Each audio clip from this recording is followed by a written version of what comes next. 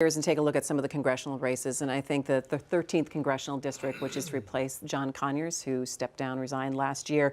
And you've got a long list of people. I'm going to read them off so we'll make sure we're all talking about the same thing. Brenda Jones, who's the City Council President. Rashida Tlaib, who was endorsed by the Free Press and has raised the most money so far. Ian Conyers, who is endorsed by the Detroit News.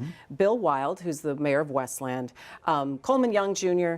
and Chanel Jackson. I think it's a very interesting also because people have to decide who is going to fill in the interim until January and then who is going to take over for the next 2 years. Stephen, let me start with you on this one. And when you look at a field like that, who stands out to you and who do you think has the edge? Well, I think the race is really about the future of representation in that district as it pertains to city versus suburb.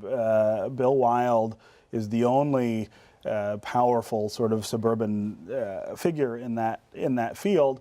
And let's just say that's Dearborn Heights, Detroit, Westland, and Redford. And Redford, and he's the mayor of Westland.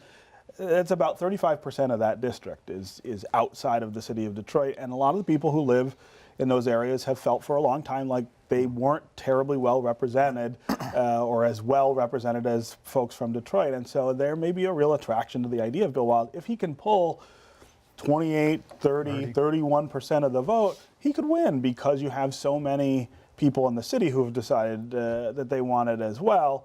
I don't know that that will happen. I think if on the city side it does, if it does go that way, Brenda Jones probably has the best chance because she's somebody who runs citywide every 4 years and gets a lot of votes and people know her. But some of those other candidates are pretty formidable too. I wouldn't count people out. Rashida Tlaib has made a real push in the last couple of weeks. And she's raised over $1 million. Yeah. Sheila, let me ask you, when people are talking about this race, what are the most important issues to them in deciding who the next representative from this district is going to be? Well, one of the things we saw in our events was for a lot of people in Detroit, people understanding very clearly that this person represented the suburbs too, which for a number of folks really hadn't registered that this was like there really was this wider group.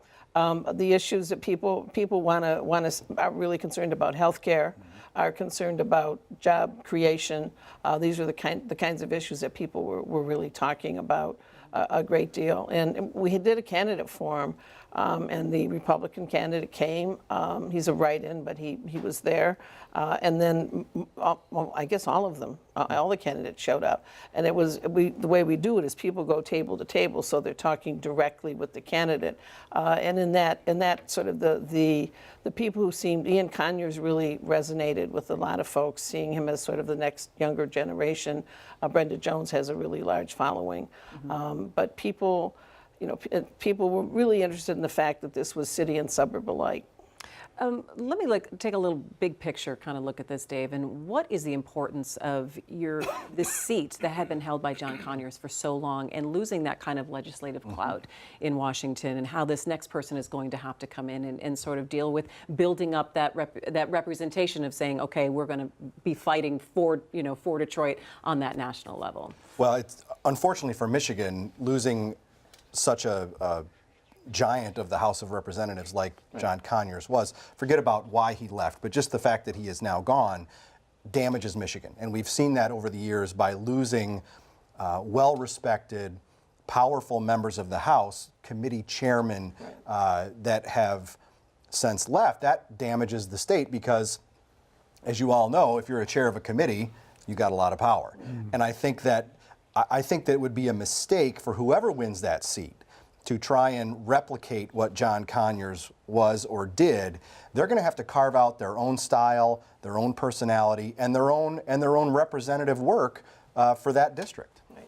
What's ahead for that person, Nolan, and who do you think has the best grasp of that job? Well, I don't know who has the best grasp of the job. I think, the challenge for whoever wins is in these first 2 years is to establish themselves as someone who is not going to be challenged the next time around, because you've got 6 people in this race. If somebody just ekes by, say it's Bill Wild out of the suburbs, he's going to face probably 4 or 5 strong challengers again. Those first that first term after you win the first time, people still think you're vulnerable and they make a good solid run. Look at Mike Bishop's 2 terms in now, and he's still getting a strong challenge. So their goal is to establish themselves to the point where nobody wants to take them on. Yeah, I think after the primary, we're going to have to talk about the 8th and what Mike Bishop might be doing, sweating it out a little bit up there. There is going to be a debate of the 13th Congressional District candidates on Channel 4 this week, so I will plug their debate. So go ahead and watch that and be informed. Before we get to taking a look at the 11th Congressional District, which has really become a skirmish for Republicans,